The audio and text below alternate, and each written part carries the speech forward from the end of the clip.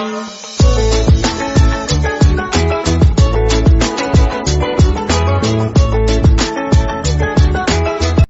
The lord.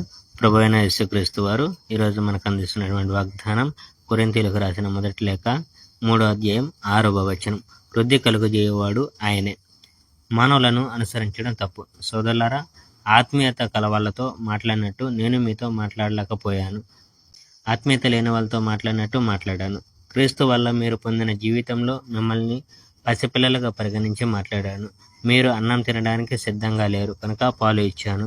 మీరు ఇప్పటికీ సిద్ధంగా లేరు. మీరింకా ఆత్మీయత లేని వాళ్ళలా ప్రవర్తిస్తున్నారు. మీలో అసూయలు, పోట్లాటలు ఇంకా ఉన్నాయి. అంటే మీరు ఆత్మీయత లేని వాళ్ళలా జీవిస్తున్నట్లే కదా. అంటే మీరు మిగతా వాళ్ళలా జీవిస్తున్నట్లే కదా. మీలో ఒకడు నేను పౌలును అనుసరిస్తున్నానని, మరొకడు నేను అపోలోను అనుసరిస్తున్నానని అంటున్నారు.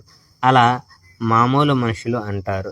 ఇంతకు అపోల్లో ఎవరు, పౌలు ఎవరు? మేము కేవలం దేవుని సేవకులం. మా ద్వారా మీరు క్రీస్తును విశ్వసించారు అంతే. ప్రభువు అప్పగించిన కర్తవ్యాన్ని మాలో ప్రతి ఒక్కడూ నిర్వర్తించాడు. నేను విత్తనం నాటాను, అపోల్లో నీళ్లు పోశాడు, కానీ దాన్ని పెంచుతున్నవాడు దేవుడే. విత్తనం నాటడం, నీళ్లు పోయడం ముఖ్యం కాదు. దాన్ని పెంచే దేవుడే ముఖ్యమైనవాడు. విత్తనం నాటేవానికి, నీళ్లు పోసేవానికి ఉద్దేశం ఒక్కటే.